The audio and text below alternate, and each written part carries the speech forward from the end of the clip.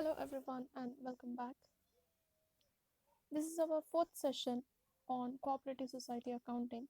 In this session, I will be talking about accounting standards applicable to the cooperative societies. The first one is accounting standard 1, that is disclosure of significant accounting policies. ಅಂದ್ರೆ ಈ accounting standard ಪ್ರಕಾರ cooperative societies ತಮ್ಮ books of accounts ಒಳಗೆ ಅವರು ಯಾವ ಪ್ರಿನ್ಸಿಪಲ್ಸನ್ನು ಮತ್ತು ಯಾವ ಪಾಲಿಸೀಸನ್ನು follow ಮಾಡ್ತಿದ್ದಾರೆ ಅನ್ನೋದ್ರ ಬಗ್ಗೆ ಹೇಳಬೇಕಾಗ್ತೈತಿ. So principles of accounting like going concern, consistency, accrual, so ಯಾವ ಮೆಥಡ್ ಅವ್ರು ಫಾಲೋ ಮಾಡ್ತಿದ್ದಾರೆ, ಯಾವ ಕಾನ್ಸೆಪ್ಟ್ ಅವ್ರು ಫಾಲೋ ಮಾಡ್ತಿದ್ದಾರೆ ಅನ್ನೋದ್ರ ಬಗ್ಗೆ ಈ ಫಸ್ಟ್ ಅಕೌಂಟಿಂಗ್ ಸ್ಟ್ಯಾಂಡರ್ಡ್ ಒಳಗೆ ಅವರು mention ಮಾಡಬೇಕಾಗ್ತೈತಿ.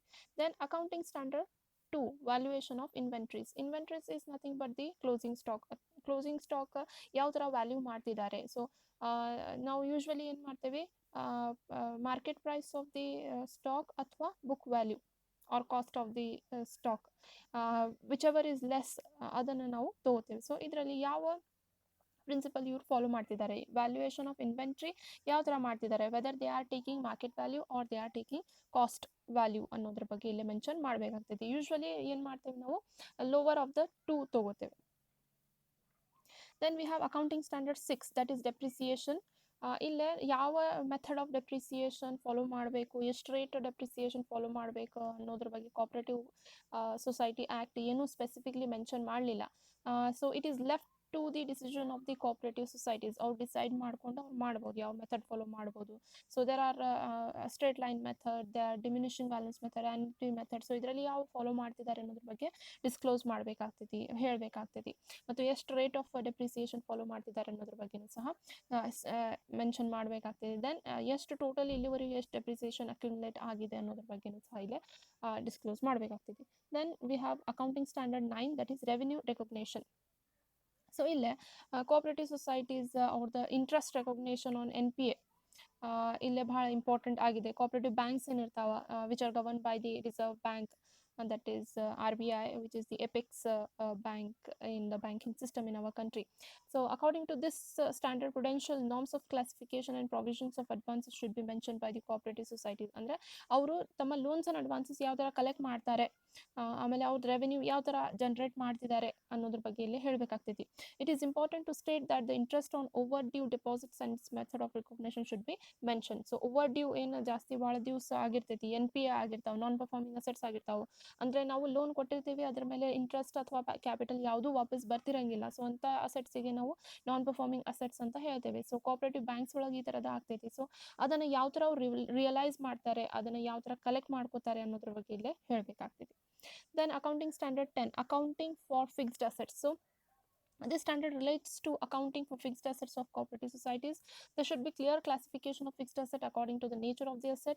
As per this standard, any expenditure incurred on acquisition of fixed assets should be capitalized and shown in the balance sheet, and the revaluation of fixed assets should be done as per the norms mentioned under this standard. So ಇಲ್ಲೇ fixed ಅಸೆಟ್ಸನ್ನು ಯಾವ ಥರ acquire ಮಾಡ್ತಿದ್ದಾರೆ ಮತ್ತು acquire ಮಾಡಿದ fixed asset ವ್ಯಾಲ್ಯೂವನ್ನು ಏನು ಮಾಡಬೇಕಾಗ್ತೈತಿ, ನಾವು capitalise ಮಾಡಿ ನಮ್ಮ ಬ್ಯಾಲೆನ್ಸ್ ಶೀಟ್ ಒಳಗೆ ತೋರಿಸ್ಬೇಕಾಗ್ತೈತಿ. ಸೊ ಆಮೇಲೆ ರಿವ್ಯಾಲ್ಯೂಯೇಷನ್ ಏನಾರ ಆಯಿತು ಅಂದರೆ, ಫಿಕ್ಸ್ಡ್ ಅಸೆಟ್ಸ್ದು ವ್ಯಾಲ್ಯೂ ರಿವ್ಯಾಲ್ಯೂಯೇಷನ್ ಏನಾರ ಆಯ್ತು ಅಂದರೆ ಅದನ್ನು ಸಹ ನಾವಿಲ್ಲಿ ತೋರಿಸ್ಬೇಕಾಗ್ತೈತಿ. Then accounting standard 14, accounting for amalgamation. Suppose cooperative societies, ದೊಡ್ಡ cooperative societies ಅಥವಾ cooperative banks ಏನು ಮಾಡ್ತಾವೆ, ಅವರು ಅಮಾಲ್ಗಮೇಟ್ ಆಗ್ತವೆ. ಅಂದರೆ ಒಂದು ಬ್ಯಾಂಕ್ ಇನ್ನೊಂದು ಬ್ಯಾಂಕ್ ಜೊತೆ ಕೊಲಾಬ್ರೇಟ್ ಆಗ್ತೈತಿ ಅಥವಾ ಅಮಾಲ್ಗಮೇಟ್ ಆಗ್ತೈತಿ, ಒಂದು ಬ್ಯಾಂಕ್ ಇನ್ನೊಂದು ಬ್ಯಾಂಕನ್ನು ಅಕ್ವೈರ್ ಮಾಡಿರ್ತೈತಿ. ಸೊ ಆ ಥರ ಸಿಚುವೇಶನ್ ಇದ್ದಾಗ ಯಾವ ಮೆಥಡ್ ಆಫ್ ಅಮಾಲ್ಗಮೇಷನ್ ಫಾಲೋ ಮಾಡಿದ್ದಾರೆ. So there are two methods, one is polling of interest method and the purchase method. So ಈ ಎರಡು ಮೆಥಡ್ ಒಳಗೆ ಯಾವ ಮೆಥಡನ್ನು ಫಾಲೋ ಮಾಡಿದ್ದಾರೆ ಅನ್ನೋದ್ರ ಬಗ್ಗೆ ಇಲ್ಲಿ ಮೆನ್ಷನ್ ಮಾಡಬೇಕಾಗ್ತೈತಿ. Suppose any cooperative society gets involved into amalgamation, absorption or takeover, then what method is followed ಅನ್ನೋದ್ರ ಬಗ್ಗೆ ನಾವು ಇಲ್ಲಿ ಮೆನ್ಷನ್ ಮಾಡಬೇಕಾಗ್ತೈತಿ according to this accounting standard. Accounting standard 15, employee benefit. ನಮ್ಮ ಎಂಪ್ಲಾಯೀಸ್, ನಮ್ಮ ಕೋಆಪರೇಟಿವ್ ಸೊಸೈಟಿ ಒಳಗೆ ಕೆಲಸ ಮಾಡೋ ಎಂಪ್ಲಾಯೀಸಿಗೆ ನಾವು ಯಾವ ಥರದ ಬೆನಿಫಿಟ್ಸನ್ನು ಕೊಡ್ತಿದ್ದೇವೆ. ಸೊ ಪೋಸ್ಟ್ ಎಂಪ್ಲಾಯ್ಮೆಂಟ್ ಬೆನಿಫಿಟ್ಸ್ ಏನಿದ್ದಾವೆ, ರಿಟೈರ್ಮೆಂಟ್ ಬೆನಿಫಿಟ್ಸ್ ಏನಿದ್ದಾವೆ, other benefits and provision for such benefits ಏನೆಲ್ಲ ಇದ್ದಾವೆ ಅನ್ನೋದ್ರ ಬಗ್ಗೆ ನಾವು ಮೆನ್ಷನ್ ಮಾಡಬೇಕಾಗ್ತೈತಿ. ಪೋಸ್ಟ್ ಎಂಪ್ಲಾಯ್ಮೆಂಟ್ ಬೆನಿಫಿಟ್ಸ್ ಅಂದರೆ ನಾವು ಅವರಿಗೆ ಎಷ್ಟು ಬೇಸಿಕ್ ಸ್ಯಾಲರಿ, DA ಅವೆಲ್ಲ ಎಷ್ಟು ಕೊಡತ್ತೀವಿ. ರಿಟೈರ್ಮೆಂಟ್ ಬೆನಿಫಿಟ್ಸ್ ಅಂದರೆ ಆಫ್ಟರ್ ದಿ ರಿಟೈರ್ಮೆಂಟ್ ಅವ್ರಿಗೆ ಪೆನ್ಷನ್ ಬಗ್ಗೆ ಅಥವಾ ಅವ್ರಿಗೆ ಏನು ಬೆನಿಫಿಟ್ಸ್ ಆವಾಗ ನಾವು ಕೊಡ್ತೇವೆ ಆಫ್ಟರ್ ರಿಟೈರ್ಮೆಂಟ್ ಅನ್ನೋದ್ರ ಬಗ್ಗೆ ನಾವಿಲ್ಲಿ ಮೆನ್ಷನ್ ಮಾಡಬೇಕಾಗ್ತೈತಿ. Then accounting standard 17, that is segment reporting. So ಇಲ್ಲೇ ಕೋಆಪರೇಟಿವ್ ಸೊಸೈಟಿ ಯಾವ ಥರದ ಆಪರೇಷನ್ಸನ್ನು ಮಾಡ್ತಿದ್ದಾವೆ, ಯಾವ ಥರದ ಸೆಗ್ಮೆಂಟ್ಸ್ ಇದ್ದಾವೆ ಆ ಕೋಆಪರೇಟಿವ್ ಸೊಸೈಟಿ ಒಳಗೆ, whether there are primary and secondary segments, trading and manufacturing society ಇದೆಯಾ, ಪ್ರೊಡ್ಯೂಸರ್ ಕೋಆಪರೇಟಿವ್ ಸೊಸೈಟಿ ಇದೆ, ಮಾರ್ಕೆಟಿಂಗ್ ಕೋಆಪರೇಟಿವ್ ಸೊಸೈಟಿ ಇದೆ.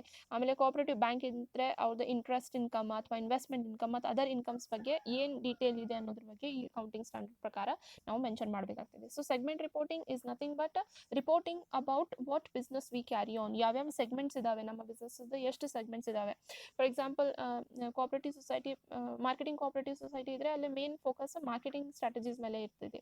ಪ್ರೊಡ್ಯೂಸರ್ಸ್ ಕೋಆಪರೇಟಿವ್ ಸೊಸೈಟಿ ಒಳಗೆ ಎಲ್ಲ ಪ್ರೊಡ್ಯೂಸರ್ಸ್, ಸಣ್ಣ ಪುಟ್ಟ ಪ್ರೊಡ್ಯೂಸರ್ಸ್ ಎಲ್ಲ ಕಲೆಕ್ಟ್ ಆಗಿ ಒಂದು ಪರ್ಟಿಕ್ಯುಲರ್ ಅಂಬ್ರೆಲಾ ಅಂಡರ್ ಅವರು ಪ್ರೊಡಕ್ಷನ್ ಮಾಡ್ತಾರೆ. ಸೊ ಆಮೇಲೆ ಬೇರೆ ಬೇರೆ ಥರದ ಪ್ರೊಡ್ಯೂಸರ್ಸ್ ಅಲ್ಲೇ ಬಂದಿರಬಹುದು. ಸೊ ಯಾವ ಸೆಗ್ಮೆಂಟ್ ಒಳಗೆ ನಾವು ಡೀಲ್ ಮಾಡ್ತಿದ್ದೀವಿ, ಯಾವ್ಯಾವ ಥರದ ಸೆಗ್ಮೆಂಟ್ಸ್ ಒಳಗೆ ನಾವು ಡೀಲ್ ಮಾಡ್ತಿದ್ದೀವಿ ಅನ್ನೋದ್ರ ಬಗ್ಗೆ ನಾವಿಲ್ಲೇ ಮೆನ್ಷನ್ ಮಾಡಬೇಕಾಗ್ತದೆ. Then accounting standard 22 accounting for taxes on income. So ಇಲ್ಲೇ ಕೋಆಪರೇಟಿವ್ ಸೊಸೈಟಿದು ಇನ್ಕಮ್ ಏನು ಬರ್ತಿರ್ತೈತಿ ಅದ್ರ ಮೇಲೆ ಅವರು ಟ್ಯಾಕ್ಸ್ ಸಹ ಪೇ ಮಾಡಬೇಕಾಗ್ತೈತಿ. This standard relates to the accounting treatment for taxes on income of cooperative society. Under section 80P, a certain specified income of cooperative society engaged in specific activities is considered as deduction. So it is 80 according to section 80P income tax act 80P section ಪ್ರಕಾರ cooperative ಸೊಸೈಟೀಸ್ಗೆ specific activities ಒಳಗೆ ಏನು ಅವ್ರು invest ಮಾಡಿರ್ತಾರೆ ಅಥವಾ ಏನು involve ಆಗಿರ್ತಾರೆ ಅದಕ್ಕೆ deduction ಅವ್ರಿಗೆ ಸಿಗ್ತೈತಿ. ಸೊ ಯಾವ್ಯಾವ ಡಿಡಕ್ಷನ್ಸ್ ಅವರಿಗೆ ಸಿಗತ್ತವೆ ಮತ್ತು ಇನ್ಕಮ್ ಟ್ಯಾಕ್ಸನ್ನು ಯಾವ ಥರ ಅವ್ರು ಪೇ ಮಾಡ್ತಿದ್ದಾರೆ, ಫೈಲಿಂಗ್, ಇನ್ಕಮ್ ಟ್ಯಾಕ್ಸ್ ಫೈಲಿಂಗ್ ಬಗ್ಗೆ ಇವೆಲ್ಲ ನಾವಿಲ್ಲೇ ಮೆನ್ಷನ್ ಮಾಡಬೇಕಾಗ್ತೈತಿ. ಸೊ ಇಲ್ಲೇ minimum alternative tax on cooperative societies ಅದ್ರ ಮೇಲೇನು ಸಹ ನಾವು ಪ್ರೊವಿಷನ್ಸನ್ನು ತೋರಿಸ್ಬೇಕಾಗ್ತದೆ. ಅಂದರೆ ನಾವು ಇನ್ಕಮ್ ಟ್ಯಾಕ್ಸಿಗೋಸ್ಕರ ಎಷ್ಟು ಪ್ರೊವಿಷನ್ ಸೈಡ್ ಇಟ್ಟಿದ್ದೇವೆ ನಮ್ಮ ಅಕೌಂಟ್ಸ್ ಒಳಗೆ ಅನ್ನೋದ್ರ ಬಗ್ಗೆ ಇಲ್ಲೇ ತೋರಿಸ್ಬೇಕಾಗ್ತೈತಿ.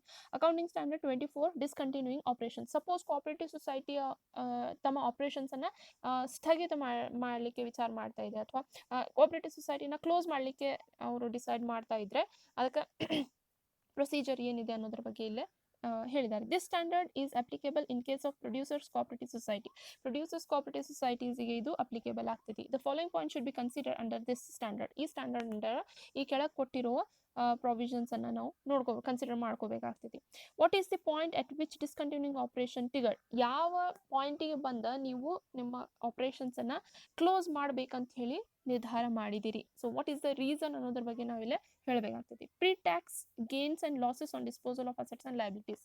ಸೊ ನಾವು ನಮ್ಮ ಕೋಆಪರೇಟಿವ್ ಸೊಸೈಟಿ ಡಿಸ್ಕಂಟಿನ್ಯೂ ಮಾಡತ್ತೀವಿ ಅಂದರೆ ನಮ್ದೇನು ಅಸೆಟ್ಸ್ ಇರ್ತಾವಲ್ಲ ಅದನ್ನು ಅಸೆಟ್ಸನ್ನು ನಾವು ಮಾರಬೇಕಾಗ್ತೈತಿ, ಸೆಲ್ ಮಾಡಬೇಕಾಗ್ತೈತಿ ಮತ್ತು ಲಯಬಿಲಿಟೀಸನ್ನು ಪೇ ಮಾಡ್ತಾರೆ ಮೆಂಬರ್ಸ್.